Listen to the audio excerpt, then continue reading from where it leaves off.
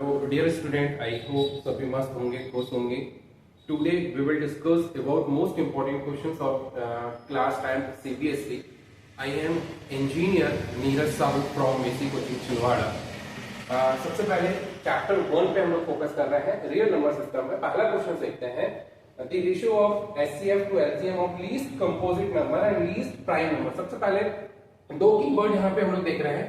एक तो composite number और दूसरा क्या होता है प्राइम नंबर. कंपोजिट नंबर वो नंबर होते हैं जो किसी और नंबर से क्या हो जाए, डिवाइड हो जाए, सबसे पहला. दूसरा प्राइम नंबर वो नंबर होते हैं जो किसी और नंबर से क्या ना हो, डिवाइड ना हो. तो लीस्ट की बात हो रही है तो लीस्ट कंपोजिट नंबर क्या हो सकता है, 4, सबसे 4. प्राइम नंबर की बात हो रही है तो प्राइम नंबर क्या हो सकता है, 2 हो सकता है. अब बात हो रही है किसकी, किस रेशियो की बात हो रही है, तो वो हो रही है एचसीएफ और दूसरा क्या हो रहा है, एलसीएम. इसमें एचसीएफ और एलसीएम कैसे देखेंगे, देखिएगा ध्यान से. यदि मैं एचसीएफ की बात करूं तो 2 और 4 जो हो रहे हैं वो किस नंबर से डिवाइड हो सकते हैं, तो आपका आंसर होगा सर 2 से डिवाइड हो सकते हैं दोनों नंबर. बहुत बढ़िया. अब बात हो रही है एलसीएम की. एलसीएम यदि मैं देखूं तो 2 और 4 ऐसा नंबर आप निकालिए दोनों में मैक्सिमम जो दोनों नंबर से क्या हो जाए, डिवाइड हो जाए. तो 4 और 2 किससे, 4 और 2 यदि मैं देखता हूं तो एलसीएम की एक मैं ट्रिक भी सिखा देता हूं आपको. 2 और 4 देखिए, 2 1 जा 2, 2 2 जा 4, 2 1 1. तो दोनों का मल्टीपल क्या हो गया, 2 into 2 4 हो गया. अब बात हो रही है रेशियो की. एचसीएफ और एलसीएम, पहले क्या लिखा हुआ है एचसीएफ और दूसरा क्या लिखा हुआ है एलसीएम. तो 2 और 4 का रेशियो ले लीजिए, बड़ा सिंपल. 2 और 4 का रेशियो क्या आएगा, 1:2. तो ऑप्शन नंबर 1. सेकंड क्वेश्चन देखते हैं. 3 alarm clock ring near the alarm at the regular interval of 20 minutes, 25 minutes, 30 minutes respectively. If they first beep together at this 12 noon, at what time will they beep again for the first time? वो कह रहे हैं यदि first beep एक साथ कितने बजे बज रही है, 12 o'clock पे, है ना. तो वो पूछ रहा है कि बताइए अगेन बीप एक साथ कब होगी. तो बहुत सिंपल है, आप ऑप्शन से भी इसमें थोड़ा सा ऑब्जर्व कर सकते हैं. कंफ्यूजन हो सकता है आपको कि एलसीएम निकालें या एचसीएफ निकालें, तो हमेशा ध्यान रखिएगा एलसीएम जो होता है वो एचसीएफ से हमेशा बड़ा होता है. और यहाँ 12 के बाद की बात हो रही है और ऑप्शंस में आप देखिए 12 के बाद वाले ही नंबर आपके पास लिखे हुए हैं. तो अपन क्या करते हैं, इसका एलसीएम निकालते हैं. एलसीएम किसका निकालेंगे अपन, 20, 25 और 30 का. 20, 25, 30 की एक मैं शॉर्ट ट्रिक सिखाता हूं एलसीएम निकालने की. सबसे पहले हम छोटे से छोटे नंबर से डिवाइड करते हैं और डिवाइड करते हुए हम लोग आगे बढ़ते हैं. तो 2 से मैंने डिवाइड किया, 10, 20, फिर 2 से डिवाइड. यदि जितने छोटे नंबर से डिवाइड हो रहा है सबसे पहले उन्हीं छोटे नंबर से हम लोग क्या करेंगे, डिवाइड करेंगे. तो 2 से डिवाइड हो रहा है, 3 से हो रहा है, 5 से हो रहा है, डिवाइड करते हुए हम लोग आगे बढ़ा और जो भी नंबर आपके पास आया इन सबका मैंने क्या कर दिया, मल्टीप्लाई करने पर क्या है, 300. अब आपसे बात हो रही है पीएम, देखिए कहीं भी एएम नहीं लिखा है, सभी जगह पीएम लिखा, तो प्रॉब्लम है ही नहीं. समय की बात हो रही है. अब हम इसको किससे डिवाइड कर देंगे, देखिए आपके पास यूनिट क्या थी, मिनट थी, यहाँ मिनट हो गया. अब आपको पता है कि 1 आवर इक्वल टू कितना होता है, 60 मिनट. तो हमने क्या कर दिया, उसको 60 से डिवाइड कर दिया. तो कितने टाइम्स चला गया, 5 टाइम्स चला गया. अब पहली क्लॉक कब बजी थी, 12 में, और अब कितने बजे बज रही है, +5 करोगे, मतलब क्या हो जाएगा, 5 PM हो जाएगा. 12 के बाद +5 आपको करना है. नेक्स्ट क्वेश्चन देखते हैं. 2 number are in this ratio 2:3 and their the LCM इतना and what is the HCF this. बहुत इंपॉर्टेंट क्वेश्चन है. रेशियो वाले क्वेश्चन 100% पूछे जाते हैं और बच्चा वहीं पे कंफ्यूज होता है. मैं आपको कुछ ट्रिक के साथ इसको समझाता हूं, देखिएगा. सबसे पहले अपने पास क्या रेशियो दिए, 2 नंबर. तो हमने राइट कर लिया 2 नंबर, x और क्या है, y है. अब नंबर्स निकालने का तरीका कि एचसीएफ के साथ रेशियोज का क्या कर दीजिए, मल्टीप्लाई. तो एचसीएफ को मैंने क्या राइट कर लिया, h. तो h के साथ मैंने क्या करा, रेशियो का मल्टीप्लाई कर दिया. तो क्या मिल गया मुझे, नंबर्स क्या आ गया, 2h और एक क्या आ गया, 3h. मोस्ट इंपॉर्टेंट प्रॉपर्टी है, मोस्ट इंपॉर्टेंट. मतलब मैं यदि बात करूं इस यूनिट के लिए तो जो मोस्ट इंपॉर्टेंट क्या है, फॉर्मूला है. मोस्ट इंपॉर्टेंट फॉर्मूला है, देखिएगा. जो मोस्ट इंपॉर्टेंट फॉर्मूला है कि किसी भी दो नंबर का एलसीएम और एचसीएफ जब होता है तो उन दोनों नंबर के एलसीएम का प्रोडक्ट उन दोनों नंबर के प्रोडक्ट के इक्वल होता है. मोस्ट इंपॉर्टेंट प्रॉपर्टी, यहां से क्वेश्चन बनना तय है. तो हमारे पास तो नंबर आ गए, नंबर क्या आ गया, 2h और एक क्या आ गया, 3h. तो मैंने क्या किया, एलसीएम तो गिवन था आपके पास, एलसीएम क्या गिवन था, 180. ठीक है, एलसीएम क्या गिवन था, 180. और एचसीएफ मैंने क्या राइट किया था, h. वैल्यू पुट करना है, एक h से एक h कैंसिल हो गया, इसको डिवाइड करना है. तो 2 से डिवाइड किया, 3 से डिवाइड किया तो 60 हो गया, फिर 2 से डिवाइड किया तो 30, तो h की वैल्यू क्या आ गई 30। बड़ा सिंपल क्वेश्चन, एचसीएफ तो पूछा था आपसे, तो एचसीएफ क्या आ गया आपके पास 30। देखते हैं next question 12 number, check whether the 6 की power n can end with digit 0 for any natural number। Most important चीज मैं आपको समझाने जा रहा हूं, किसी भी नंबर के एंड में जीरो कब आता है, 100% वो नंबर 2 और 5 का मल्टीपल होना चाहिए। मोस्ट इंपॉर्टेंट चीज, यदि आपने इसको समझ लिया तो आपका काम बहुत आसान हो गया। तो याद रखिएगा, हमसे पूछ रहा है वो कि बताइए एंड डिजिट पे जीरो आएगा या नहीं आएगा, इसको चेक करके बताना है। तो बहुत सिंपल, 6 मुझे ये बताइए 6 के फैक्टर क्या होंगे, 2 और 3 होंगे। अब मुझे ये बताइए क्या 6 के फैक्टर के साथ 5 इंक्लूडेड हुआ है, नहीं हुआ। इसका मतलब ये हुआ इसके एंड में कोई भी जीरो नहीं आएगा। बात खत्म। नेक्स्ट स्लाइड देखते हैं, नेक्स्ट क्वेश्चन। अब जनरली ना जब बहुत सारे बच्चों को कंफ्यूज होता है, मैं आपको ना ट्रिक देता हूं आज, बहुत शानदार ट्रिक, बहुत शानदार। सबसे पहले इन्हीं दो नंबर के अपन एलसीएम और एचसीएफ की बात करते हैं। तो एचसीएफ में पता है क्या होता है, जब हम फैक्टर निकालते हैं ना तो कॉमन नंबर देखते हैं, कॉमन नंबर देखते हैं या कॉमन वेरिएबल देखते हैं, पहली चीज। अब इन दोनों में कॉमन वेरिएबल क्या दिख रहा है, एक्स दिख रहा है सबसे पहले। तो एचसीएफ में कॉमन वेरिएबल हो गए या कॉमन नंबर हो गए, जो भी फैक्टर आपने निकाला उसका, और उसकी पावर देखते हैं। तो इसमें एचसीएफ में हमेशा छोटी पावर को लिया जाता है। पहले तो क्या देखना, पहले क्या है कि सबसे पहले कॉमन नंबर या कॉमन वेरिएबल देखना है और उसकी छोटी से छोटी पावर को, स्मॉलेस्ट पावर को आपको लेना है। तो इन दोनों में कॉमन क्या दिख रहा है, एक्स, और इसमें भी स्मॉलेस्ट पावर क्या दिख रही है, एक्स। आगे बढ़ते हैं, दूसरा वेरिएबल देखते हैं वाई। बिल्कुल वाई दोनों के पास है और दोनों में स्मॉलेस्ट पावर क्या आ रही है, वाई की पावर 2 आ रही, तो ये हो गया एचसीएफ। अब एलसीएम की बात करते हैं। एलसीएम में कॉमन वेरिएबल या कॉमन नंबर तो होना ही चाहिए, साथ ही साथ जो फैक्टर आपने निकाला यदि उसके बाद भी यदि कोई नंबर बचता है तो उसको भी क्या कर लिया जाता है, इंक्लूड कर लिया जाता है। अब यहां देखते हैं एलसीएम में कॉमन नंबर की हाईएस्ट पावर को लेते हैं, कॉमन नंबर हो या फिर कॉमन वेरिएबल हो। यहाँ तो वेरिएबल है तो यहाँ पे एक्स की हाईएस्ट पावर क्या आ रही है, 3 आ रही है, और वाई की हाईएस्ट पावर कितनी आ रही है, 3। तो जो आपका क्या हो गया आंसर। नेक्स्ट देखते हैं, जो मोस्ट इंपॉर्टेंट है, आप 99.99% इस क्वेश्चन को बना के जाइएगा।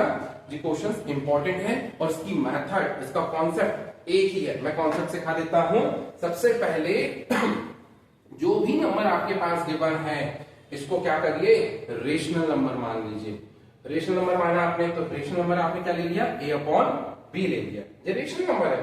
आपको पता है रेशनल नंबर कैसे डिफाइन होता है, a/b, और b नॉट इक्वल टू क्या होना चाहिए, 0। तो दोनों नंबर जो है वो क्या है, इंटीजर है। अपने सबसे पहले क्या राइट किया, इंटीजर। अब आपको ये भी पता है कि इसमें √3 जो होता है, आपको पता होगा इरेशनल नंबर है, तो √3 को अपन लेट करके क्या सॉल्व कर, लेट क्या कर रहे हैं, रेशनल। मतलब यहां पे आगे चल के कॉन्ट्राडिक्शंस आने वाला है। कॉन्ट्राडिक्शंस क्यों आएगा, क्योंकि आपने लेट क्या किया, रेशनल, और आप लास्ट में क्या प्रूफ करके दिखाने वाले हो, इरेशनल। तो यहाँ दो चीजें इंपॉर्टेंट है, एक तो यहाँ पे कॉन्ट्राडिक्शंस आएगा, मतलब जो आपने अजम्पशंस किया है, जो लेट किया है, वो आगे चल के गलत होने वाला है, और इसी को आपको बताना है। तो √3 रेशनल होता है, ये बात तो क्लियर है। आपने a/b माना, क्रॉस मल्टीप्लाई हुआ, क्रॉस मल्टीप्लाई होने के बाद आप देखिए ये क्या हो गया, आपका रेशनल नंबर हो गया। ये क्या हो गया, रेशनल। ये क्या हो गया, रेशनल। अब आपको यहां क्लियर हो चुका है कि यदि ये रेशनल है तो √3 भी क्या हो गया, रेशनल। ये बात क्लियर है। अब रेशनल नंबर तो है, वहां तक ठीक है, मतलब यहां पे कॉन्ट्राडिक्शंस आ गया और आपका अजम्पशंस कैसा हो गया, फेल्ड हो गया। इसको ही बताना था। आपने लेकर क्या सॉल्व किया, रेशनल, और लाके क्या दिखाना था, इरेशनल। तो आप खुद देखिए ना, ये रेशनल और ये क्या होता है, इरेशनल होता है। देखो दोनों इक्वल हुए क्या, नहीं हुए। यहीं पे आपका क्या आ गया, कॉन्ट्राडिक्शंस आ गया। आगे बढ़ते हैं next question. Find the HCF और प्राइम फैक्टराइजेशन बहुत इंपॉर्टेंट है भाई, जब आना है कंफर्म है क्वेश्चन। प्राइम फैक्टराइजेशन मेथड से क्वेश्चन आता ही आता है, और मैंने आपको अभी एक क्वेश्चन सिखाया कि दो नंबरों का एलसीएम एचसीएफ का प्रोडक्ट उन्हीं दो नंबर के प्रोडक्ट के बराबर होता है। मोस्ट इंपॉर्टेंट थिंग, देखिए प्राइम फैक्टराइजेशन निकालते आपको आना चाहिए। प्राइम फैक्टराइजेशन का मतलब होता है छोटे से छोटे नंबर डिवाइड करते हैं उनको आगे बढ़ना है। 2 से डिवाइड किया तो कितने बार गया 189, फिर 3 से डिवाइड किया। डिवाइड करना तो आपको आता ही होगा, एडिशन हुआ, सब्ट्रैक्शन हुआ, मल्टीप्लिकेशन, डिवीजन आपको आना ही चाहिए, बेसिक नीड है मैथमेटिक्स की। आगे बढ़ते हैं। हमने देखिए पावर कितनी आनी, 3 कितने टाइम्स आ रहा है 1 2 3, तो 3 की पावर 3 हो गया 2, 1 टाइम्स आया 7। 80 में भी देखिए 2 की पावर 2 और 3 कितने टाइम्स आया 2 टाइम्स, और 420 पे भी देखिए तो आपने अपन यहाँ पे हो गया। अब मैंने आपको सिखाया था अभी जस्ट थोड़ी देर पहले मैंने आपसे डिस्कस किया, एचसीएफ में हमेशा क्या करते हैं, सबसे पहले कॉमन नंबर लेते हैं और फिर उसकी कौन सी पावर लेते हैं, स्मॉलेस्ट पावर लेते हैं। तो देखो कॉमन क्या दिखा रहा है 2 देखो सबके पास आ रहा है, और इसमें छोटी पावर क्या है 1, तो 2 की पावर 1। देखो 3 यहाँ पे भी आ रहा है, 3 यहाँ पे भी आ रहा है 3, इसमें छोटी पावर क्या है 1, वो आ गया 1। 3 2 into 3 कितना होगा 3 6। आगे बढ़ते हैं एलसीएम। एलसीएम में कॉमन नंबर के साथ साथ बचे हुए नंबर को भी ले लिया जाता है, लेकिन कॉमन नंबर की क्या लेते हैं, हाईएस्ट पावर लेते हैं। तो देखते हैं कॉमन नंबर क्या दिखा 2, हाईएस्ट पावर क्या दिखा 2, 2 की पावर 2 आ गया। कॉमन नंबर क्या दिखा 3, 3 में हाईएस्ट पावर क्या है 3।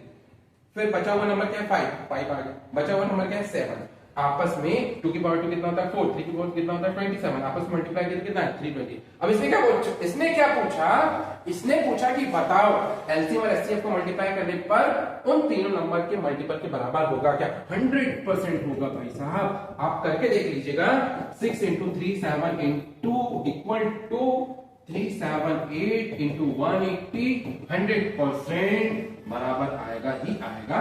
नेक्स्ट स्लाइड पे हम लोग चलते हैं।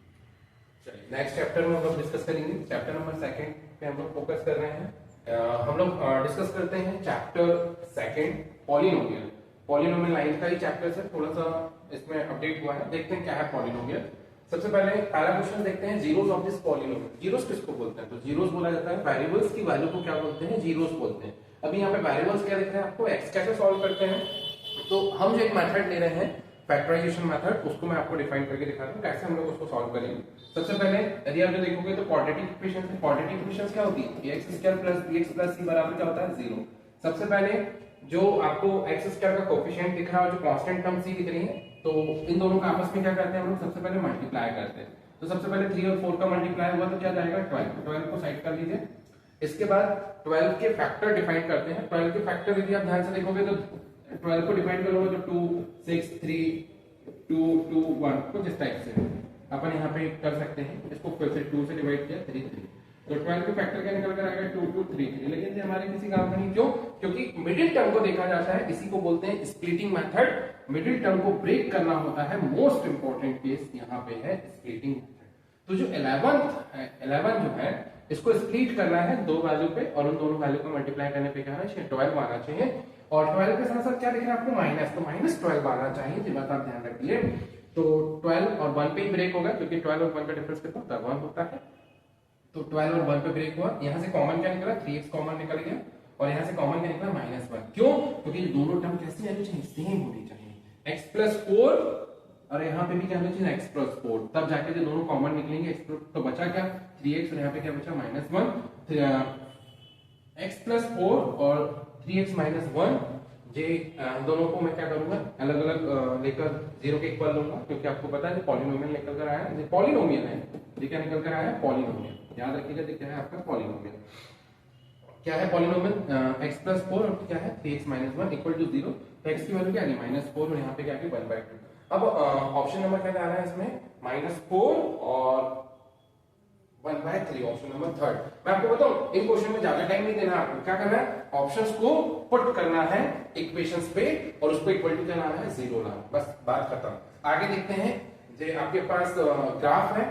अब इसमें आपको जीरोस फाइंड आउट करने के लिए बोला है, तो जीरोस मतलब क्या होता है, जो ग्राफ एक्स एक्सिस को जितने पॉइंट पे कट करता है वही नंबर ऑफ उसके क्या कहलाते हैं, जीरोस कहलाते हैं। यदि ग्राफ ओरिजिन को भी पास करते हुए निकलता है तो उस ओरिजिन को भी क्या करते हैं, काउंट करते हैं। याद रखिएगा एक्स एक्सिस को कट करना चाहिए या टच करना चाहिए, ये बात आप ध्यान रखिए। कितने पॉइंट पे टच कर रहा है 1 2 और 3, तो आंसर कितना हो जाएगा 3 0। याद रखिएगा नंबर ऑफ जीरोस वही होंगे इस केस में जो जितने पॉइंट पे वो क्या करेगा, कट करेगा। एक्स एक्सिस को जितने पॉइंट पे कट करता है वही उसके क्या कहलाते हैं, जीरोस कहलाते हैं। ये बात आप ध्यान रखें। कंटिन्यू देखते हैं थर्ड।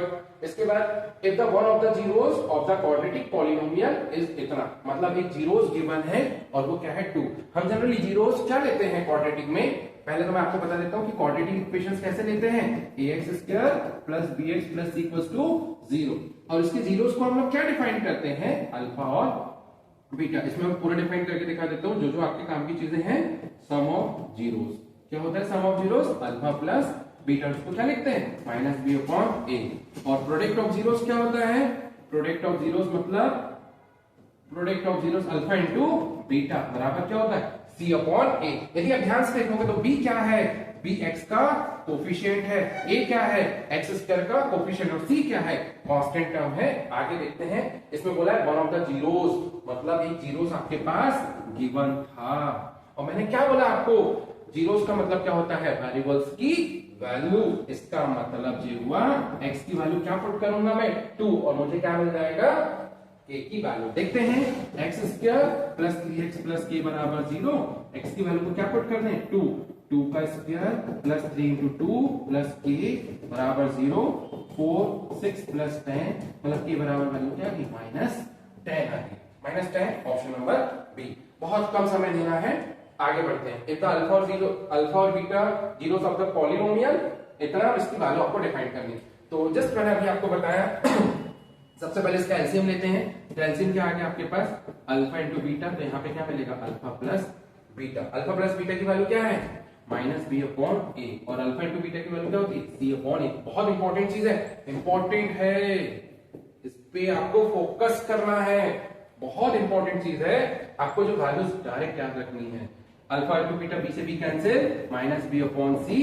यहां से आप कंपेयर करोगे, बहुत सारे बच्चों को ना कंपेयर करते ही नहीं बनता, ए बी सी की वैल्यू ही निकालने नहीं आ पाता। तो सबसे पहले आप कंपेयर करना सीखिए। तो ए की वैल्यू क्या है 4, बी की वैल्यू क्या है -3, सी की वैल्यू क्या है -7। वैल्यू पुट करते हैं, चलो बी की वैल्यू क्या है -3, सी की वैल्यू क्या है -7, आंसर क्या है 3/7, ऑप्शन नंबर थर्ड। नेक्स्ट, चल यहाँ पे ना छोटी सी मिस्टेक हुई है, क्या हुई है 3/-7, मतलब -3/7, सॉरी ऑप्शन नंबर थर्ड नहीं डी आएगा। और ये मिस्टेक आपसे ना पेपर में भी हो सकती है, जल्दबाजी ना करें, पेपर को केयरफुली आप देखकर ही सॉल्व करें और आंसर को एक बार क्रॉस चेक करना। मैं आपको बता दूं, एक बहुत बड़ी मिस्टेक हर स्टूडेंट से होती है, क्या होती है, वो क्रॉस चेक नहीं करता पेपर को। हमेशा पेपर होने से, पेपर एंड होने के आधे घंटे पहले आप पेपर को क्रॉस चेक कर ले, आपके आंसर को क्रॉस चेक कर ले। नेक्स्ट स्लाइड, नेक्स्ट क्वेश्चन क्या हो रहा है, quadratic polynomial sum of whose zeros और प्रोडक्ट दिया। अच्छा, सम दिया हुआ है कितना -5, प्रोडक्ट कितना दिया हुआ है 6। पूछ कर रहा है क्वाड्रेटिक पॉलिनोमियल बना के दिखाइए। मैं आपको बहुत इंपॉर्टेंट चीज बताना भूल गया, क्वाड्रेटिक इक्वेशंस आपको जब आपके पास जीरोस गिवन होते तब लिखते कैसे हैं उसको, x² minus alpha plus beta plus alpha into beta. जो आपकी क्वाड्रेटिक पॉलिनोमियल आपका बन के आएगा p ऑफ x। आप ना इसमें ना कोफिशिएंट भी ले लेना, एक कोफिशिएंट आप क्या ले सकते हैं यहाँ पे k, ठीक है। चलिए देखते हैं, बहुत इजी क्वेश्चन था यार, क्या करना है इसमें। यहाँ पे देखिए सम ऑफ जीरोस आपने पुट किया, यहाँ पे माइनस माइनस माइनस क्या हो गया प्लस, यहाँ पे प्लस। ऑप्शन नंबर ए, बहुत सिंपल क्वेश्चन पूछा था, कितने में आया था, अच्छा 2020 में आया, वाह 2020 में आया था, बढ़िया क्वेश्चन था। देखते हैं 23 क्या बोला है, if one zeros of polynomial इतना दिया हुआ है, इस रेसिप्रोकल। मैं आपको बताऊं बहुत सारे बच्चों को कंपेयर करके नहीं बनता। चलो बताओ, ए की वैल्यू क्या होगी सर 6, बी की वैल्यू क्या होगी 30, अच्छा, सी की वैल्यू क्या होगी माइनस, ओके। अब इन्हें क्या पूछा कि एक जीरो दूसरे का क्या है रेसिप्रोकल है। अरे एक जीरो दूसरे का रेसिप्रोकल है, वाह। अल्फा इक्वल्स टू क्या गिवन है अकॉर्डिंग टू क्वेश्चन यार, क्या है अल्फा इक्वल्स टू 1/बीटा, alpha into beta, alpha into beta भी पता है क्या होता है c अपॉन a होता है, c बराबर क्या आ गया a, c की वैल्यू क्या है 6, a अच्छा माइनस का अंदर मल्टीप्लाई, माइनस प्लस इधर आया 4 माइनस k की वैल्यू -4, अरे वाह क्या जाएगा k की वैल्यू -4। नेक्स्ट देखते हैं फाइंड द जीरोस। अच्छा, जीरोस पूछ रहा है अभी भी, एंड वेरीफाई करना रिलेशन। अच्छा, ये कोएफिशिएंट और रिलेशंस में क्या होता है वो मैं आपको बता देता हूं। जैसे आप क्या बोलते हैं, सम ऑफ जीरोस बोलते हैं, इनटू प्रोडक्ट बोलते हैं, माइनस बी अपॉन ए होता है, सी अपॉन ए। मैंने अभी आपको बताया था, क्या बताया था, कि जो बी होता है वो किसका कोएफिशिएंट होता है, तो वो होता है कोएफिशिएंट ऑफ एक्स। ए क्या होता है, तो कोएफिशिएंट ऑफ एक्स स्क्वायर। आपको लाके दिखाना है भाई, कुछ नहीं है, सिंपल। सी क्या है, कांस्टेंट टर्म है, बताया था मैं आपको। और ये क्या है, कोएफिशिएंट ऑफ एक्स स्क्वायर है, बाकी कुछ नहीं है। आपको ना केवल इसको जो वाली इक्वेशन है ना, इसको इससे कंपेयर कराओ, वेरीफाई कराओ, आंसर आपके पास। सिंपल, ये पॉलिनोमियल है, पी ऑफ एक्स है ना, पी ऑफ एक्स क्या है, पॉलिनोमियल है। चलिए देखते हैं नेक्स्ट बन जाएगा। जो क्वेश्चन इजी है, कहीं कोई दिक्कत नहीं आएगी आपको, केवल उससे कंपेयर कराना है। फाइंड द क्वाड्रेटिक पॉलिनोमियल, सम दिया है, प्रोडक्ट दिया। अच्छा, फिर वही क्वेश्चन है यार, जो क्वेश्चन बहुत आ रहा है भाई और इंपॉर्टेंट भी है एग्जाम पॉइंट ऑफ व्यू से। क्या पूछा है, ऑल्सो, एक तो क्वाड्रेटिक पॉलिनोमियल पूछा है, तो मैंने अभी आपको दिखाया कि क्वाड्रेटिक पॉलिनोमियल कैसे लिखते हैं, अभी बताया रिजल्ट, भूलिएगा नहीं, इंपॉर्टेंट क्वेश्चन है, कुछ नहीं, वैल्यू पुट करना है इंपॉर्टेंट। अब जीरोस पूछा है, अच्छा जीरोस पूछ लिया, तो जीरोस मैंने आपको पता है पहले क्वेश्चन है, सेकंड क्वेश्चन में बताया था कि क्वाड्रेटिक पॉलिनोमियल की इक्वेशंस को कैसे सॉल्व करते हैं और वेरिएबल को फाइंड आउट करते हैं। वेरिएबल्स को ही क्या बोलते हैं, जीरोस बोला जाता है। तो बन जाएगा, ये क्वेश्चन इजी है यार, इजी है, बहुत इजी। मेरे को नहीं लगता इस क्वेश्चन में आपको कहीं कोई दिक्कत आएगी, ये क्वेश्चन आपसे बन जाएगा। नेक्स्ट देखते हैं, ठीक है, 16 नंबर में अपन देख लेते हैं। ये क्वेश्चन भी इजी, क्या पूछा है ये क्वेश्चन, देखिए केस स्टडी, और कितनी इजी। आप ना केस स्टडी में ज्यादा समय नहीं देना, आपको ना सबसे पहले क्वेश्चंस को रीड करना चाहिए। जो क्वेश्चन पूछा गया उसको रीड करो, जी क्या दिया हुआ इसको छोड़ो, क्वेश्चन पे फोकस करो। क्या पूछा है, how many zeros are there in the polynomial. अरे जीरोस पूछा है, कितने जीरोस होंगे, बहुत इजी है यार, राइट द जीरोस ऑफ, अरे जीरोस दिया, पॉलिनोमियल लिखना भी सिखाया मैंने आपको, जीरोस दिया है, पॉलिनोमियल लिखना भी सिखाया जस्ट। फिर तीसरा, if the zeros of polynomial, इतना दिया हुआ है, अरे एक्स की वैल्यू गिवन है भाई साहब, अल्फा और बीटा पहले ही गिवन है, 2 और -3, then the determine the value. बहुत इजी, क्या करना है आपको, देखिए अल्फा और बीटा किसके बराबर होते हैं, एक्स के बराबर ही होते हैं। तो भाई साहब एक बार ना यहाँ ना एक्स की वैल्यू को पुट करना, तो एक इक्वेशन बनेगी। फिर एक बार एक्स की वैल्यू को -3 पुट करना, एक इक्वेशन और बनेगी। दोनों इक्वेशन को सॉल्व करना आप सीख गए होंगे, बहुत अच्छे से आपको आता होगा कि लीनियर इक्वेशन को कैसे सॉल्व करते हैं। तो ये क्वेश्चन आपसे 100%, मैंने आपको बताया कि किसी भी ग्राफ में जीरोस को कैसे फाइंड आउट करते हैं, एक्स एक्सिस को जितने पॉइंट पे वो कट करेगा उसके जीरोस होंगे। सिंपल है यार, क्वेश्चन बहुत इजी था भाई। अच्छा, डिस्कस करते हैं चैप्टर 3 में, pair of linear equations in two variables. Variables कितने की बात होगी, 2, ठीक है। तो वो दो वेरिएबल्स कौन से अपन जनरली यूज करते हैं, आपको भी पता है, एक्स और वाई हम लोग जनरली यूज करते हैं। और वेरिएबल मतलब क्या हुआ, वेरिएबल मतलब एक्स वाई जेड, और लीनियर की मतलब, लीनियर का मतलब क्या होता है, जिस वेरिएबल की पावर 1 होती है उसी को अपन क्या बोलते हैं, लीनियर। पेयर का मतलब क्या होता है, 2। तो बहुत चैप्टर के नाम से भी काफी कुछ चीजें क्या होती है, क्लियर हो जाती है। तो देखते हैं वो पेयर ऑफ लीनियर इक्वेशंस क्या हो सकती है। तो मैंने दो इक्वेशंस यहाँ पे किया, a1x + b1 और a2x + b2। तो a यहाँ पे a1 b1 c1 a2 b2 c2 क्या है, ये कोफिशिएंट है। कोफिशिएंट मतलब क्या होगा, कोफिशिएंट जनरली क्या है, न्यूमेरिकल्स वैल्यू है, कांस्टेंट वैल्यूज है, 1 2 3 4 -1 -2 -3। देखते हैं, सबसे पहले हम क्या करते हैं, कोफिशिएंट का क्या लेते हैं, रेशियो। तो पहले मैंने a1 a2 का ratio, b1 b2 c1 c2। अब मोस्ट इंपॉर्टेंट इस चैप्टर में क्या है, इस चैप्टर में है कि जो लाइन की इक्वेशन, एक्चुअली लीनियर का मतलब क्या होता है, लाइन होता है। तो जो लाइन की इक्वेशंस है वो इंपॉर्टेंट है। लाइन की इक्वेशन मैंने दो जनरल लिया, अब लाइन की इक्वेशंस के बीच के रिलेशंस को हम लोग डिफाइन करते हैं। जैसे जब दो लाइन एक दूसरे को इंटरसेक्ट करती है, क्या है, इंटरसेक्ट करती है, तो कॉमन पॉइंट क्या मिला, एक ही तो मिला भाई साहब, कॉमन पॉइंट एक मिला, जिसका मतलब सॉल्यूशन भी एक ही होगा, और उसी को बोलते हैं यूनिक सॉल्यूशन या वन सॉल्यूशन बोलते हैं। आपको ना मोस्ट इंपॉर्टेंट है भाई, बहुत, जो तीनों पॉइंट मोस्ट इंपॉर्टेंट है, जिन तीनों पॉइंट को आपको ध्यान में रखना है, यहां से क्वेश्चन बनना 100% डेफिनेटली, यहां बनेगा ही बनेगा क्वेश्चन। तो यूनिक सॉल्यूशन या वन सॉल्यूशन इसी को अपन क्या बोलते हैं, कंसिस्टेंट। यूनिक सॉल्यूशन कब देता है, जब दो लाइन एक दूसरे को क्या करते हैं, इंटरसेक्ट। तो जो रिलेशन आपको ध्यान रखना है, अब देखो क्रॉस हुआ और क्रॉस में देखो नॉट इक्वल टू आया ना, पहचानने का तरीका देखिए। अब दो लाइन जब पैरेलल हुई, पैरेलल का मतलब क्या हुआ, इक्वल है यार, देखो इक्वल दिखा ना भाई साहब। अब यहां से भी आप पहचान सकते हैं, समझ सकते हैं।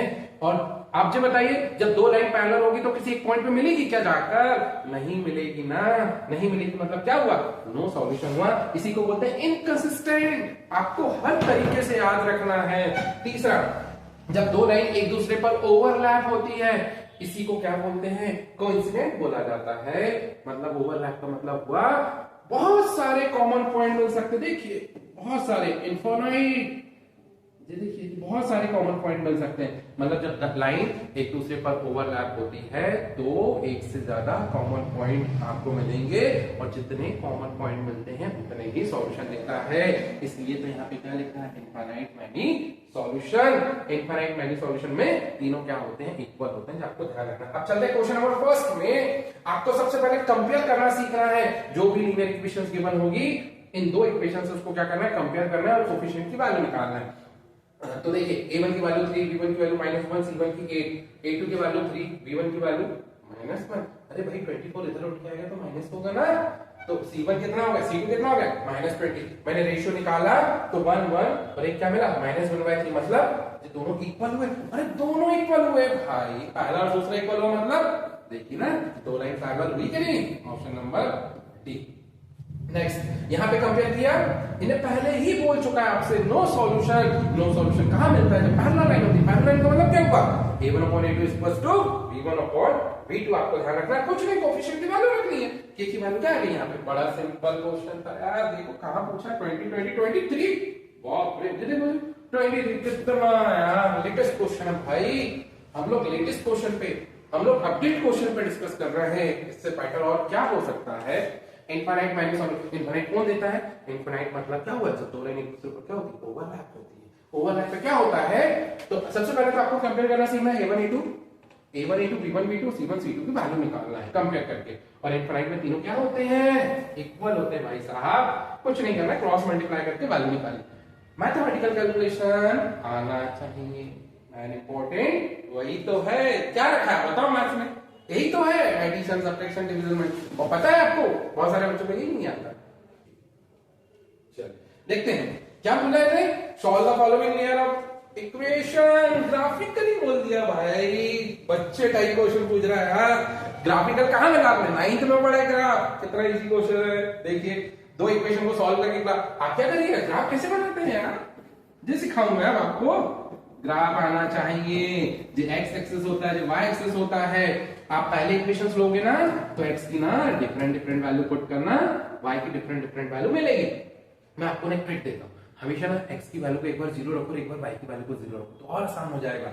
एक टेबल इसके लिए निकालेंगे और एक टेबल इसके लिए निकालेंगे। दो टेबल में वैल्यू आएगी, एक्स और वाई की वैल्यू को पुट करना और देखना कि वो किस पॉइंट पे इंटरसेक्ट कर रहे हैं, वहां से ट्रायंगल तैयार होगा। पूछा क्या है, पूछा है एरिया ऑफ ट्रायंगल। जब आप ना दो लाइन की इक्वेशंस में पॉइंट को पुट करोगे ना, तो एक ट्रायंगल तैयार होगा, और उसी ट्रायंगल का क्या पूछा है, वो एरिया पूछा है। तो एरिया क्या होता है, area of triangle 1/2 base into height. यार 9th का क्वेश्चन पूछा है, देख अरे आया कब, 23 अपडेट क्वेश्चन है भाई साहब, मजाक मत लीजिए आप। और इजी क्वेश्चन है, फुकट के नंबर है, यदि सही से पढ़ोगे तो। आगे बढ़ते हैं, देखते हैं फिर से वही क्वेश्चन, अरे नहीं वही क्वेश्चन नहीं, 23 का क्वेश्चन है, फोकस। देखो मैंने आपको ट्रिक सिखाता हूं भाई साहब, बहुत सारे बच्चे ने इक्वेशन ही नहीं बना पाते। मैं टारगेट क्या है, इक्वेशंस बनाना। यदि तुमने ना वर्ड प्रॉब्लम से इक्वेशंस को बनाना सीख गए ना, तो सॉल्व आसानी से हो जाएगा भाई। तो अपन बनाते हैं, पता है आपको, जो चीज आपसे पूछी जाती है ना, उसको हमेशा एक्स माना करो। पूछा क्या गया है, प्रेजेंट एज ऑफ फादर, इसको ना एक्स ईयर मान लो भाई साहब।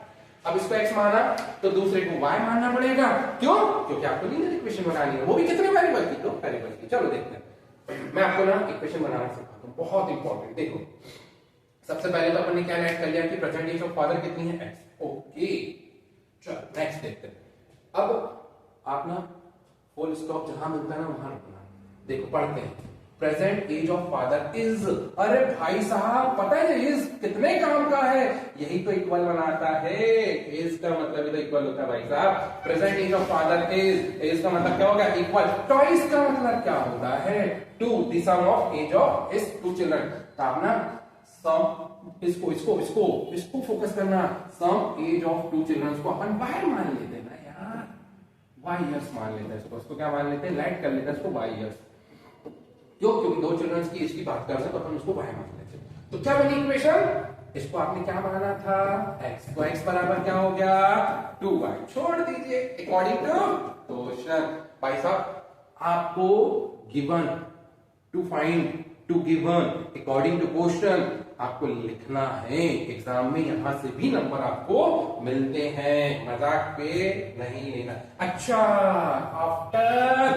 आफ्टर होता है, एक बिफोर होता है, एक हैंस होता है, पता है आपको, एक आफ्टर का मतलब प्लस होता है, बिफोर या इसी को इनका मतलब माइनस होता है। जो की पॉइंट है हैंस हुआ या आफ्टर हुआ, इसका हम लोग क्या लेते हैं प्लस साइन, एगो या बिफोर लेते हैं तो उसमें क्या लेते हैं माइनस। चलो यहां देखते हैं, यहां क्या पूछा आफ्टर 20 इयर्स, अब ना बहुत सारे बच्चों को कंफ्यूज होगा, देखो फादर की एज में भी 20 प्लस होगा, फादर की एज में भी 20 प्लस होगा, और दो चिल्ड्रंस लिए थे और दो चिल्ड्रंस को क्या लेट किए थे बाय, तो एक चिल्ड्रंस की 20 तो दूसरे चिल्ड्रंस की भी 20 और 20 प्लस, बच्चा यहाँ पे मुंह भरा लेगा, यही तो इम्पोर्टेंट है, यहाँ बच्चा प्लस 20 कर देगा जो कि गलत है। कितने चिल्ड्रंस थे, दो चिल्ड्रंस थे, एक चिल्ड्रंस की 20 तो दूसरे की भी 20 कितना 40, इंपॉर्टेंट, इसका की पॉइंट है। अब देखते हैं इन्हें क्या पूछा, after 20 years this age will be equal to sum of the age of two, हाँ भाई साहब इजी है, बन जाएगा, एक रिलेशन यहां से निकला, एक रिलेशन यहां से निकला, एक्स वाई निकाल लेना, आंसर आपके पास। देखते हैं नेक्स्ट, अच्छा टू डिजिट नंबर पूछा भाई, अब कहीं को तो डिजिट नहीं पता होती, किसी को तो नंबर भी पता नहीं होते, उनको यही कंफ्यूज होता है, अरे डिजिट है नंबर क्या है, डिजिट से मिलकर क्या बनता है नंबर बनता है। दो डिजिट नंबर पूछा तो दो डिजिट नंबर को लिखने का तरीका x इंटू वाई ले लो या फिर इसी को 10x प्लस y। अब देखो यूनिट प्लेस में जो नंबर आता है उसके साथ 1 का मल्टीप्लाई होता है, और जो टेंस प्लेस में जो नंबर आता है उसके साथ 10 का मल्टीप्लाई होता है। अरे तो यूनिट प्लेस में कौन आया, तुझे हो गई यूनिट डिजिट, यूनिट डिजिट मुझे क्या हो गया टेंस प्लेस में आने वाली डिजिट, यूनिट डिजिट प्लेस है ना, या यूनिट प्लेस जो आपको यूनिट डिजिट और जाकर टेंस प्लेस डिजिट। अब देखते हैं तो अपन ने क्या ऐड करेंगे 10x प्लस y ऐड करेंगे। अब देखते हैं यहाँ पे थोड़ा सा यूनिट प्लेस, अच्छा यूनिट प्लेस पे यूनिट प्लेस डिजिट की क्या बात कर रहे हैं वो, इसको ले लेते हैं अपन यूनिट प्लेस पे और इसको क्या मान लिया आपने टेंस प्लेस पे। तो यूनिट प्लेस को आपने क्या ऐड किया, वहां ध्यान रखना y, और यहाँ पे अब अपन पढ़ते हैं इसको, बहुत इतना से पढ़ो, डिजिट इज यूनिट प्लेस, तो यूनिट प्लेस को क्या माना वहां देखना आपको y माना, इज का मतलब इक्वल होता है भाई साहब, जो इक्वल हो गया, ट्वाइस ट्वाइस का मतलब 2 होता है, और द डिजिट टेंस प्लेस, तो टेंस में क्या माना x माना, ये इक्वेशन आ गई भाई। नेक्स्ट आगे बढ़ते हैं, if the digit are reversed, अब डिजिट रिवर्स हुई मतलब x y ने अपनी वैल्यू अपनी पोजीशन को बदल दिया, ठीक है, दी न्यू, अरे comma comma, the new number is 20, तो नया नंबर क्या है 10 y प्लस इज, इसका मतलब क्या होता है सर इक्वल होता है, क्या दिया है 27 more than the given number, given number क्या था, अरे भाई साहब मोर का मतलब ना प्लस होता है यार, इतना तो आना चाहिए, लेस का मतलब माइनस होता है, बड़ा सिंपल को बन जाएगा, दो इक्वेशन आगे एक दोनों सॉल्व करना, आंसर आपके पास। नेक्स्ट बड़ा गजब का, अरे यार अरे ये तो अपडेट क्वेश्चन है भाई, 23 में पूछा हुआ क्वेश्चन है यार, मजेदार क्वेश्चन है। देखो बड़ा सिंपल है, पूरा के इक्वेशन का इक्वेशन बना दो, कहीं कुछ मत पकड़ो, आपके पास दो स्कूल है P और Q, इनको अलग अलग ले लो, कोई मतलब नहीं, अलग अलग ले लो। फिर इन्हें बोला 2 गेम्स हैं, कौन कौन से हैं, तो एक गेम्स में X पर स्टूडेंट एंड क्रिकेट में Y पर स्टूडेंट, ठीक है, तो 2 गेम्स है, एक है हॉकी और दूसरा है क्रिकेट, तो उसके लिए अपन जो रुपए ले रहे हैं हर एक स्टूडेंट से, तो हॉकी के लिए कितना ले रहे हैं x और क्रिकेट के लिए ले रहे हैं y। P decided about this total amount कितना दे रहा है वो वाट में 9550। ओके, समझ में आ गया। देखते हैं अब और देखिए इसमें जो दे रहा है ना 9550, 2 गेम्स, 2, 5 एंड 4 स्टूडेंट रिस्पेक्टिवली। अच्छा, दो गेम्स में पहला गेम्स क्या था, हॉकी। हॉकी के लिए क्या था, एक्स, तो एक्स कितना जाएगा 5x। अरे एक स्टूडेंट के लिए x रुपए दे रहा है तो 5 के लिए कितना देगा 5x। आगे देखते हैं 4 स्टूडेंट रिस्पेक्टिवली। अरे भाई साहब, जो रिस्पेक्टिवली शब्द ना आपको धोखा दे सकता है। रिस्पेक्टिवली तो जो वर्ड पहले लिखा है उसको पहले ही लेना, जो बाद में लिखा उसको बाद में लेना है। तो पहले क्या लिखा था, हॉकी। दूसरे में क्या लिखा था, क्रिकेट। तो क्रिकेट के लिए क्या आता है, y, मतलब क्या हो गया 4y। अरे सिंपल है यार, इक्वेशन 1 हो गई। Second, y that you decide। अरे तुमने कितना वर्ड लिख दिया भाई, 7 3 7। इसने रिस्पेक्टफुली शब्द यूज किया। पहले क्या लिखा था, हॉकी। दूसरे में क्या लिखा था, क्रिकेट। हॉकी के लिए क्या लेते हैं, x। क्रिकेट के लिए क्या लेते हैं, y। 4x plus 3y। दोनों को सॉल्व कर लेना भाई, ये तो बता दिया मैंने। अरे भाई साहब, दो क्वेश्चन बड़ा बताऊं, केस स्टडी यदि आप सही से पढ़ोगे ना तो फोकट के नंबर है भाई साहब, सही बता रहे लिटरली। और यदि एक क्वेश्चन सही हुआ तो दूसरा भी सही होगा। क्यों, क्योंकि एक दूसरे क्वेश्चन कैसे होते हैं, लिंक होते हैं। पॉलिनोमियल आपने पढ़ा, पॉलिनोमियल को इक्वल टू 0 कर देना तो इक्वेशन बन जाती है। तो जी क्वाड्रेटिक की खास बात क्या है, वेरिएबल क्या है, इस पावर क्या होनी चाहिए 2। तो जी क्वाड्रेटिक इक्वेशन। अब यहाँ पे बात क्या हो रही है भाई, रूट्स। अरे रूट्स वही है जो आपने जीरोस पढ़ा ना, जीरोस को ही रूट्स बोलते हैं भाई। और जीरोस का मतलब क्या होता है, values of variable. Values of variable, variable क्या है, x। अब ना ऐसे क्वेश्चन आएगा तो आप क्या करोगे, इक्वेशन को सेटिस्फाई करना। तो अरे भाई साहब, इक्वेशन को सेटिस्फाई करना, 2 रख के देखोगे तो कितना आएगा, देखिए। या तो फिर उसको सॉल्व कर लो, जैसे मैंने आपको प्रीवियस लेक्चर्स में या प्रीवियस यूनिट में हम लोग ने पढ़ा, 3x - 10 = 0। मतलब स्प्लिटिंग मेथड से या फैक्टराइजेशन मेथड से आप सॉल्व कर सकते हैं इसको, है ना। फैक्टराइजेशन मेथड आपको बहुत अच्छे से पता है। इसका कोएफिशिएंट क्या है 1, इसका क्या है 10, 1 का मल्टीप्लाई 10 से आपको पता है फैक्टर क्या निकलेगा 2 और 5, और आ रहा क्या चाहिए +3। अरे भाई साहब, कुछ ऐसे नहीं कर सकते सर, +2 5 - 10, x कॉमन ले लो, यहां से -2 x + 5, क्या गया x + 5, x + 5, x - 2, कुछ चीजें डायरेक्ट करो, 5 माइनस का 5 प्लस का 2, माइनस का 5 प्लस का 2। Okay, option number 1। Second question भाई साहब, इसमें कुछ नहीं करना, इसमें ना क्रॉस मल्टीप्लाई करना, क्वाड्रेटिक इक्वेशन बनेगी। जो फैक्टराइजेशन मेथड मैंने आपको बताया वही अप्लाई करना। नेक्स्ट क्वेश्चन देखते हैं, मोस्ट इंपॉर्टेंट क्वेश्चन भाई, speed and distance. Speed distance time से क्वेश्चन आना तय है। आप लिख के रख लें, मजाक नहीं कर रहा है, सीरियसली बोल रहे हैं हम लोग। यहाँ पे देखिएगा, स्पीड बराबर क्या होता है, डिस्टेंस अपॉन टाइम, आपको पता होना चाहिए। तो टी टाइम बराबर क्या होता है, डिस्टेंस अपॉन। अब यहाँ पे चलते हैं, पता है मैं आपको पहले भी बोला, फिर वही चीज बोलो, जो निकालना रहता है उसको आप x मान लें। निकालना क्या है, स्पीड। स्पीड को क्या मान लें आप x किलोमीटर पर आवर हमने स्पीड माना। अब ट्रेन कवर क्या कर रही है, डिस्टेंस कितनी कर रही है 480 kilometre, uniform speed. If the speed has, अच्छा, स्पीड ही कम ज्यादा हो रही है भाई। स्पीड कितनी कम हो गई, स्पीड हो गई 8 किलोमीटर पर आवर, स्पीड कम हो गई and it would be take the 3 hour. अरे सिंपल है यार, स्पीड कम होगी तो टाइम तो ज्यादा लेगा ना। तो पहले से कितना टाइम ज्यादा ले रहा है, तो वो 3 आवर्स वो क्या ले रहा है, टाइम ज्यादा ले रहा है। और डिस्टेंस कैसी है, सेम है। मतलब केस कोई भी हो, दोनों के केस में डिस्टेंस कैसी है, कांस्टेंट है। ये बात ध्यान रखिएगा।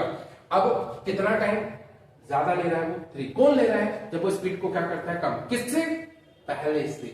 तो पहले ही अपन को क्या निकालना पड़ेगा, पहले अपन को क्या निकालना पड़ेगा, टाइम निकालना पड़ेगा। तो टाइम का फॉर्मूला क्या होता है, डिस्टेंस अपॉन स्पीड। डिस्टेंस कितनी है 480, स्पीड कितनी x। अब इसने क्या किया, इसने जब स्पीड को कम किया तो पहले से कितना टाइम वो ज्यादा ले रहा है, 3 आवर्स ज्यादा। 3 आवर्स क्या ले रहा है, ज्यादा। 3 आवर्स क्या ले रहा है वो, ज्यादा। अब इसको अरेंज करते हैं पहले से। तो पहले टाइम कितना ले रहा था, इतना। अब इसमें कितना ज्यादा लेगा वो, 3 आवर्स क्या लेगा वो, ज्यादा। अब नई स्पीड कैसे निकलेगी, तो नई स्पीड निकलेगी, उसने बोला स्पीड को क्या कर दिया, उसने कम कर दिया। स्पीड कितनी कम किया भाई, 8 किलोमीटर। जी आपकी इक्वेशन, इसी इक्वेशन को क्या करना है, आगे नेक्स्ट। अब मोटर को ढूंढता है स्पीड इतनी, भाई इसको कुछ मत करना, एलसीएम लेकर इसको सॉल्व कर देना, क्वाड्रेटिक इक्वेशन बनेगी, आंसर आ जाएगा 100%। एक आंसर पॉजिटिव आएगी, नेगेटिव स्पीड नेगेटिव नहीं होती है, स्पीड हमेशा पॉजिटिव होती है, याद रखिएगा। टाइम भी नेगेटिव नहीं होता, स्पीड भी नेगेटिव नहीं होती, डिस्टेंस भी नेगेटिव नहीं होती, इनको आप छोड़ देना। आगे बढ़ते हैं नेक्स्ट। अब मोस्ट इंपॉर्टेंट कॉन्सेप्ट है अप स्ट्रीम और डाउन स्ट्रीम। बहुत बच्चों को इसमें बहुत कंफ्यूजन होगा, तो मैं आप इसको समझाने की कोशिश करता हूँ। अप स्ट्रीम डाउन स्ट्रीम क्या होती है। सबसे पहले जो फॉर्मेट मैंने आपको की पॉइंट दिया वो ध्यान रखना है, किसको एक्स मानना है किसको वाई मानना है वो याद रखिएगा। स्टील बॉटल हो या स्ट्रीम हो, इसको क्या मानना है एक्स, फिक्स कर लो, इसको क्या मानना है एक्स। स्पीड ऑफ बोट को क्या मान लेना वाई। अब स्ट्रीम का मतलब क्या होता है, जो दोनों मीनिंग बहुत इंपॉर्टेंट, इनको समझना इंपॉर्टेंट है। अब स्ट्रीम और डाउन स्ट्रीम क्या होता है। अब स्ट्रीम का मतलब होता है जब स्पीड ऑफ वाटर, मतलब वाटर और बोट दोनों सेम डायरेक्शन में फ्लो होते हैं तो उसको बोलते हैं डाउन स्ट्रीम। सेम डायरेक्शन में क्या होता है डाउन, और अप स्ट्रीम में क्या होता है। अब आपको ये भी बताना होगा, खुद सिंपल सा कॉन्सेप्ट है यार। जब आप जिस डायरेक्शन में पानी का फ्लो हो रहा है उसी डायरेक्शन में यदि आप जाते हैं या मूव करते हैं तो स्पीड क्या हो जाती है, स्पीड बढ़ती है। एक दूसरा टाइम कम लगता है। देखो डाउन स्ट्रीम में स्पीड बढ़ गई, क्यों बढ़ी, अरे यहाँ प्लस लगाया ना भाई, प्लस में स्पीड बढ़ेगी ना यार, और अप स्ट्रीम में माइनस हो जाती है। दोनों के ध्यान रखना, वैल्यू पुट करना, आंसर 100% आएगा।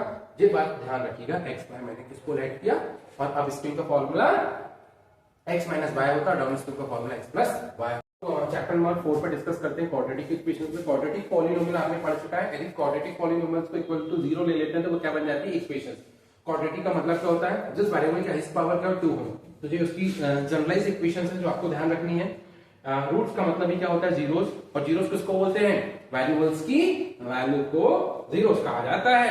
अब ऊपर यहाँ पे वैल्यू पता है आपको, इक्वेशन मैंने ना सॉल्व करना सिखाया था। ये कौन सी मेथड है, स्प्लिटिंग मेथड है जो हमने पहले डिस्कस कर चुके हैं। इसी को बोलते हैं फैक्टराइजेशन मेथड। तो एक्स की वैल्यू क्या आ रही है, एक्स की वैल्यू -5, और एक -5 आ रही है, दूसरी क्या आ रही है आपके पास 2 आ रही है। तो -5 आप ना ऐसा भी कर सकते हैं, ऑप्शंस को क्रॉस चेक भी कर सकते हैं। वैल्यू पुट करोगे ना इक्वेशन में तो इक्वल टू कराना आपको 0। नेक्स्ट, इसको कुछ मत करना, क्रॉस मल्टीप्लाई करना है, क्वाड्रेटिक इक्वेशन बनेगी उसको सॉल्व करना है। नेक्स्ट थर्ड में देखिएगा, पूछ क्या रहा है आपसे। अब देखिए ओरिजिनल स्पीड जो पूछता है, मतलब जो फाइंड आउट करना रहता है उसको हमेशा x मान लिया करो। तो ओरिजिनल स्पीड को क्या मान लिया मैंने, x सिलेक्ट कर लिया। स्पीड बराबर क्या होता है, डिस्टेंस अपॉन टाइम होता है। फिर यहाँ पे देखिए डिस्टेंस तो दोनों ही केस में सेम है, देखो ना सेम डिस्टेंस लिखा है, तो डिस्टेंस सेम है दोनों केस में। तो पहले टाइम कितना ले रहा है, तो टाइम बराबर क्या होता है distance upon time, distance upon time sorry distance upon speed. तो डिस्टेंस 480 और स्पीड क्या है x, तो पहले का टाइम है। अब क्वेश्चन पढ़ते हैं। If the speed has been 8 kilometre पर less, 8 kilometre per our less, मतलब इसका मतलब स्पीड को क्या किया गया 8 किलोमीटर पर आवर कम कर दिया गया। तब उसको कितना समय ज्यादा लग रहा है, 3 आवर्स उसको टाइम ज्यादा लग रहा है। तो कैसे इसको डिफाइन करते हैं, मेरे को ये बताइए। स्पीड कम किया टाइम ज्यादा लगा, स्पीड कम किया टाइम ज्यादा, तो जिसकी स्पीड कम हुई ना उसमें टाइम ज्यादा लगा। देखो स्पीड यहाँ कम हुई इसलिए इसको पहले से कितना टाइम ज्यादा लगा, 3। इसको एलसीएम मेरा आंसर। नेक्स्ट, अब स्ट्रीम डाउन स्ट्रीम। अब स्ट्रीम में जो आपका वाटर होता है और जो बोट होती है उसकी डायरेक्शन कैसी होती है, अपोजिट, और डाउन स्ट्रीम में डायरेक्शन कैसी होती है, सेम। तो अब स्ट्रीम का फॉर्मूला क्या होगा, x माइनस वाई, और एक्स वाई को क्या लेट किया, जो हमेशा ध्यान रखना इसको चेंज नहीं करना। x मतलब स्पीड ऑफ स्टील वाटर है, स्ट्रीम, और स्पीड ऑफ बोट को क्या लेट किया, वाई, इसको चेंज नहीं करना। आगे बढ़ते हैं। नेक्स्ट, इसको सॉल्व करना है क्वाड्रेटिक, बहुत इजी है यार। रूट देख के ना आप लोग डर जाते हो, पागल हो आप, पता है बहुत बड़े पागल, बहुत इजी भाई। इसका कोएफिशिएंट क्या है 1, इसका क्या है रूट 1√3 आना चाहिए, जो एक ही बार में ब्रेक हो सकता है। 1 + √3, बड़ा इजी क्वेश्चन है यार, मजेदार क्वेश्चन है भाई साहब, मजेदार क्वेश्चन है। आप इसको ना कुछ नहीं कॉमन लेना, आंसर आ जाएगा। रूट में तो और आसान होता है लेकिन आप डरते हो। देखिएगा इसमें क्या बोला है, निकालना क्या है, इसमें 2 ट्रेन है, एक फास्टर और एक क्या है स्लोअर है। तो फास्टर ट्रेन हम किससे कंपेयर करें, जिससे कंपेयर करते हैं उसको x मान लिया। चलो भाई साहब, if the speed of slower train is 10 kilometre per our less faster train, आप फास्टर ट्रेन से कंपेयर करें, कंपेयर कैसे करें, फास्टर, तो उसको क्या मान लो x किलोमीटर पर आवर। तो भाई साहब स्पीड ऑफ स्लोअर ट्रेन क्या हो जाएगी, बड़ा इजी क्वेश्चन था। देखो इसका मतलब क्या होता है, इक्वल कितना 10 kilometre per our less faster से कितना कम है, x किलोमीटर पर आवर कम है ना भाई। आगे बढ़ते हैं, क्या बोला इसने, take 1 hour less slower train. अब इसमें बात किसकी हो रही है? टाइम की हो रही, टाइम की हो रही। फास्टर ट्रेन जो है वो 1 घंटे कम लेगा, किससे? स्लोअर से। और इसमें डिस्टेंस की बात हुई क्या? डिस्टेंस की बात हुई क्या? नहीं। तो डिस्टेंस बड़ा सिंपल, इसके लिए टाइम क्या जाएगा? इसके लिए टाइम, डिस्टेंस आप मान लो डी, डिस्टेंस आपने मान लिया टी, तो अभी लिख 3, डिस्टेंस इज गिवन। अच्छा, डिस्टेंस इज गिवन कितना? 200 किलोमीटर। टाइम, टाइम अब भी तो बताया यार, स्पीड बराबर क्या होता है? Distance upon time. तो टी बराबर क्या हो गया? डी, टी बराबर क्या हो गया? डी अपॉन एक्स, मतलब 200 अपॉन एक्स। अब इसमें क्या जाएगा? इसमें जाएगा 200 अपॉन एक्स माइनस एन, जाकर टाइम सेकंड वाला, मतलब स्लोअर टाइम का ना, स्लोअर ट्रेन का टाइम है। ठीक है, अब पूछा क्या है वो देख लीजिए। फास्टर ट्रेन जो है वो 1 घंटे कम लेती है किससे? Slower train. तो फास्टर ट्रेन का जो टाइम होगा, फास्टर ट्रेन का जो टाइम होगा वो स्लोअर ट्रेन से मतलब 1 आवर क्या होगा? कम हो जाएगा। कुछ नहीं है, टाइम की वैल्यू पुट करना, आंसर आ जाएगा। Next, find the discriminant. अच्छा, नेचर ऑफ क्वाड्रेटिक, और बहुत मोस्ट इंपॉर्टेंट टॉपिक है यार, मोस्ट इंपॉर्टेंट भाई। नेचर ऑफ रूट से आता ही आता है क्वेश्चन, और 3 पॉइंट आपको ध्यान देने में कुछ भी नहीं है यार, हलवा है हलवा। डिस्क्रिमिनेंट डी बराबर क्या हो गया? B square minus 4ac। यदि डी की वैल्यू ग्रेटर देन 0 है तो रूट्स कैसे होंगे? रियल और अनइक्वल। अरे भाई पावर 2 है ना, इसलिए रूट्स भी कितने निकलेंगे? 2 ही निकलेंगे। तो यदि डी की वैल्यू ग्रेटर देन 0 है, इसका मतलब रूट्स कैसे होंगे? अनइक्वल और क्या होंगे? रियल। लेस देन 0 तो क्या होंगे? Not real. और नॉट रियल को इमेजिनरी बोलते हैं, और डी इक्वल टू 0 पे क्या होता है? रियल और इक्वल। कुछ नहीं भाई, हलवा है यार। यदि आपने तीनों पॉइंट याद कर लिए ना, मजेदार है। मतलब यदि आपने 3 पॉइंट याद कर लिए ना, 100% क्वेश्चन यहाँ से आना तय है। और पप्पू क्या हो गया? पास हो गया। चलो आगे देखते हैं। फाइंड द वैल्यूज ऑफ के। अरे बन जाएगा ना ये क्वेश्चन, डिस्क्रिमिनेंट में कंपेयर करना है, वैल्यू आपके पास। अच्छा, पता है बहुत सारे बच्चे जल्दबाजी करते हैं, कंपेयर करते नहीं बनता। अरे भाई साहब देखो, एक्स स्क्वायर का मतलब ए का मतलब एक्स स्क्वायर का कोएफिशिएंट क्या है? 4। अरे एक्स है क्या? नहीं है ना, तो वो 0 और कांस्टेंट क्या हो गया? माइनस। कुछ मत करना, d बराबर b स्क्वायर माइनस 4 ऐसी वैल्यू चेक करना answer. Find the value of k। अच्छा, यहाँ पे बोला है कि रूट्स कैसे हैं?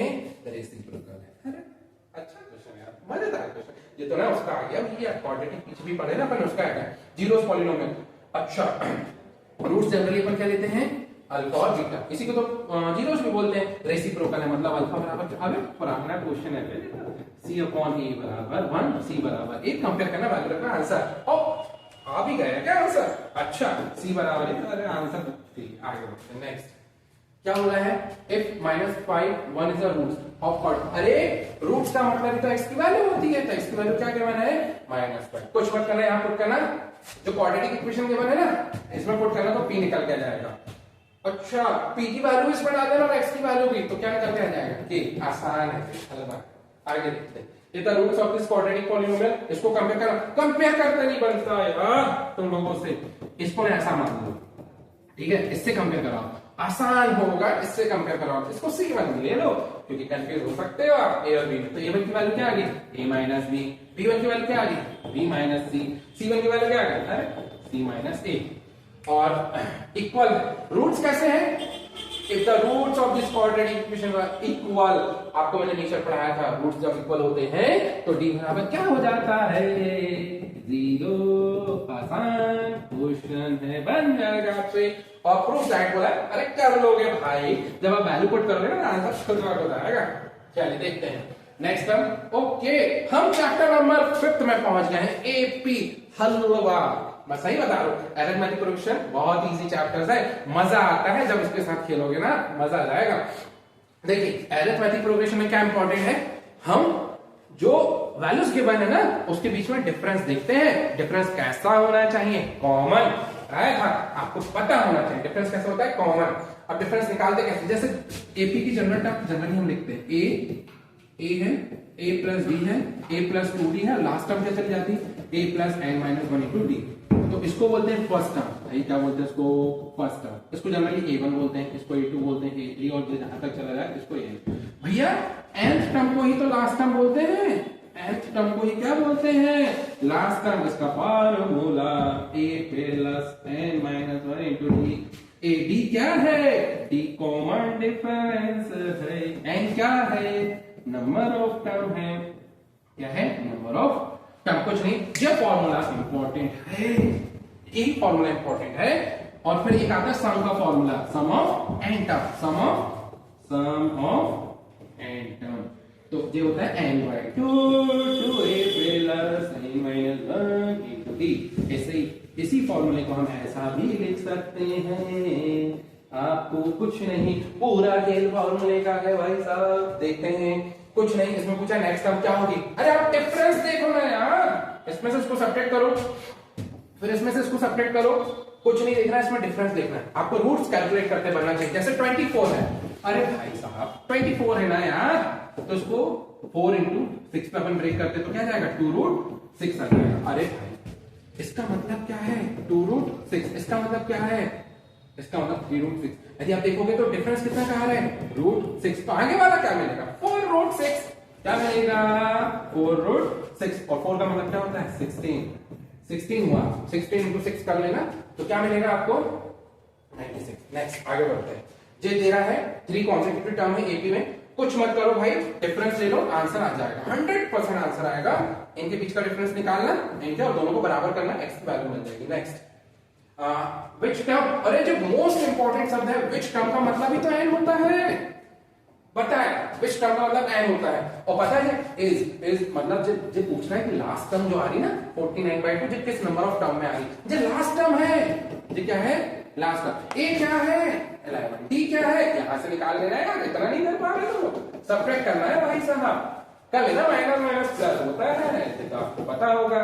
तो कुछ नहीं, एन का फॉर्मूला का आंसर आएगा, बताया था मैं, बहुत इंपॉर्टेंट है। विच टर्म का मतलब ही तो एन होता है, n first negative term, most important. अरे बच्चा है फंसता है, नेगेटिव टर्म उसको समझ में नहीं आती। मेरे को ये बताओ नेगेटिव टर्म कौन सी होगी, जो लेस देन 0 होगी। इसका मतलब जो है जो लास्ट टर्म होती है वो लेस देन क्या होनी चाहिए, 0। जो मोस्ट इंपॉर्टेंट चीज है भाई, कुछ मत बोलना, जो क्वेश्चन में इतना बस ध्यान रखना, याद रखिएगा, मजेदार क्वेश्चन है, आता ही है, मोस्ट इंपॉर्टेंट बोलूंगा मैं तो इसको, मोस्ट इंपॉर्टेंट क्वेश्चन है।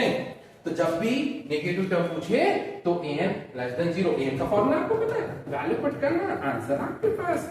याद रखिएगा, जो n होता है ना वो हमेशा पॉजिटिव इंटीजर होना चाहिए, फ्रैक्शन वैल्यू भी नहीं होना चाहिए और पॉइंट वाली वैल्यू भी नहीं होना। जैसे फॉर एग्जांपल n की वैल्यू 8.6 आ गई या 5 आ गई, 6 आ गई मान लो, तो आप इसको क्या कंसीडर करना, 9 करना, 9।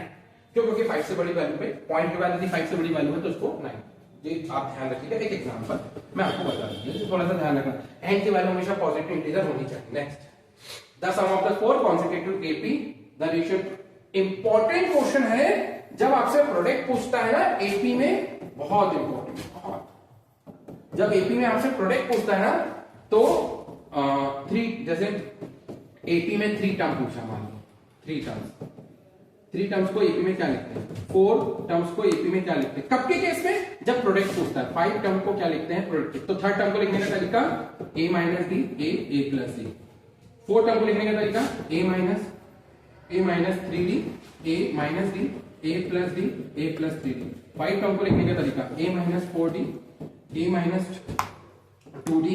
देखिएगा ध्यान से करना है, a माइनस, अच्छा तो सॉरी, आपको 5th टर्म तो पहुंच ही नहीं रहे ना, आपको 5th टर्म में नहीं आ रहा है, आपसे पूछता है केवल 3rd टर्म और 4th टर्म। तो 3rd टर्म और 4th टर्म का बस आप ध्यान रखें, इंपॉर्टेंट है। नेक्स्ट देखते हैं, अब इन्हें पूछा क्या है, the sum of 4 consecutive number AP is इतना। तो जो कॉन्सेक्यूटिव आते हैं ना 4 टर्म, इनका सम दिया हुआ है, इसका सम दिया हुआ है, इसका एक मिनट, चलिए देखिएगा क्वेश्चन में क्या पूछ रहा है, गिवन क्या है वो देखते हैं। जैसे गिवन है sum of 4 consecutive number is, सम दिया हुआ है 4 कॉन्सेक्यूटिव नंबर का 32 और ratio of the product first and last term of this product and middle term आपको बताना है। मैं आपको बहुत इंपॉर्टेंट चीज समझाना चाहूंगा कि इसमें बहुत इंपॉर्टेंट चीज क्या है। इंपॉर्टेंट है कि जब एपी में प्रोडक्ट का फॉर्म दिया रहता है, प्रोडक्ट का फॉर्म, तो 3rd टर्म को लिखने का तरीका, 4th टर्म को लिखने का तरीका और 5th टर्म को लिखने का तरीका आपको पता होना चाहिए। अब यहाँ पे आइए, यहाँ पूछ क्या रहा है, रेशियो किसके बीच का है, product of first and last term और मिडिल टर्म। तो देखो फर्स्ट टर्म यदि मैं 4 कॉन्सेक्यूटिव की बात करूं तो तुझे आएगा, और इसमें भी फर्स्ट और लास्ट की बात करूंगा तो दोनों आएगा। देखिए ना, product of first and last, तो फर्स्ट क्या हो गया 3d और लास्ट क्या हो गया a प्लस डी। और मिडिल टर्म की प्रोडक्ट की बात कर रहा है, मिडिल टर्म में क्या है a माइनस डी और a प्लस डी, इनका रेशियो दिया है 100%। ये क्वेश्चन आपसे बन जाएगा। सम दिया है 4 कॉन्सेक्यूटिव नंबर का, तो 100% ये क्वेश्चन आपसे बन जाएगा। यहाँ से a और d का फॉर्म निकलेगा और एक्शन के फॉर्मूले से भी a और d आएगा। ये बात आप ध्यान रखिए, सम वाले फॉर्मूले से भी a और d का फॉर्म आएगा। ये बात आप ध्यान रखिए, सम के फॉर्मूले से भी a और d और यहाँ से भी a और d, दोनों को सॉल्व करना, 80 निकल के जाएगा। फाइंड द नंबर पूछा है तो a और d की वैल्यू आपको पुट कर देना। Next question, find the sum of 20। अब nth टर्म गिवन है और 20 का पूछा है, तो यहाँ पे क्या नहीं है हमारे पास, यहाँ पे ना तो a गिवन है आपके पास, ना तो d गिवन है। तो सबसे पहले अपन a और d निकालेंगे। तो n की डिफरेंट डिफरेंट वैल्यू रख के a और d हमने फाइंड आउट कर लेंगे और आपका SN का फॉर्मूला लगाना, आंसर आ जाएगा। Next question, find the sum of all integer 50 and 500 which is divisible by 7। मतलब से ना तो इसमें 50 इंक्लूड होगा और ना ही 500, बात क्लियर होगी।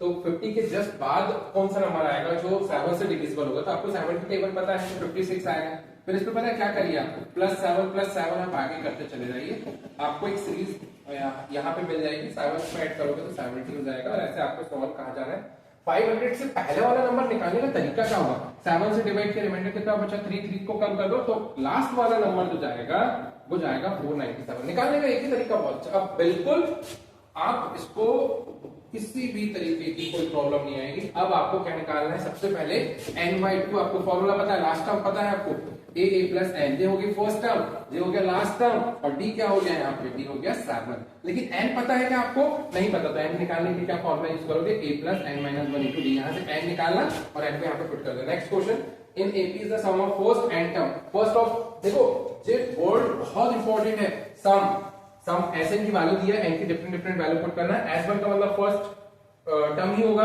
S2 का मतलब होगा फर्स्ट 2 टर्म का सम, S3 का मतलब होगा फर्स्ट 3 टर्म्स का सम। तो आप यहां से S1 S2 S3 निकाल लेना, वैल्यू पुट करना, AD निकालना। अब यहाँ पे क्या दिया है, क्या गिवन है, kth टर्म गिवन है। जैसे आप nth टर्म लिखते हैं ना, तो n की जगह क्या लिख दीजिएगा, n लिख देना, तो यहां से आपके पास क्या निकल कर आ जाएगी, k की वैल्यू। नेक्स्ट क्वेश्चन, अब यहाँ पे क्या पूछ रहा है, SN डिनोटेड कर क्या कर रहा है, sum of first and term, SN क्या डिनोट कर रहा है, फर्स्ट ऑफ एंड, और जो आपको प्रूफ करना, तो कुछ बात करिए, S20 निकालिए, तो n की जगह क्या पुट कर देना 20, एक बार S10 निकालना, तो n की जगह 10 पुट कर देना, दोनों को सॉल्व करना 100%। फिर आप क्या करिएगा, S30, n की जगह क्या पुट करना 30, कहीं ना कहीं ये दोनों कैसे जाएंगे, इक्वल जाएंगे S30 के। नेक्स्ट असर्शन और रीजन वाले क्वेश्चन यहाँ से आएंगे 100%, थोड़ा सा ध्यान से इसको सॉल्व करना। पहले तो चेक करना चाहिए कि ये दोनों सही है, गलत, ट्रू है फॉल्स, इसको पहले चेक कर लेना चाहिए। असर्शन में देखते हैं, आपको मैंने बताया था जब आपके पास b नंबर होते हैं, यदि ये AP के फॉर्म में, तो b बराबर क्या रिलेशन निकल के आता है, a प्लस c/2 आता है, तो 2b बराबर क्या हो गया, a प्लस c, बिल्कुल ये सही है, असर्शन सही। रीजन देखते हैं, sum of first n odd number, odd number का जो सम होता है ना वो होता है n स्क्वायर होता है 100%। और यदि इवन का पूछता है ना, मान लीजिए इवन का पूछा है इसने, तो इवन में जाएगा 2n, तो इसका जाएगा सम ऑफ n। और यदि ऑड पूछता है तो क्या जाएगा n स्क्वायर, आपको ध्यान रखना। तो ये भी क्या है, सही है। लेकिन आपको सोचिए जो रीजन है वो असर्शंस को फॉलो नहीं कर रहा, क्यों, क्योंकि रीजन में सम पूछा और यहाँ पे क्या दिया हुआ है, a b c के बीच का रिलेशन दिया। तो क्या जाएगा इसका answer, both assertion and reason are true, but reason is not explanation of assertion। मतलब यहाँ पे क्या जाएगा, is not, यहाँ जाएगा not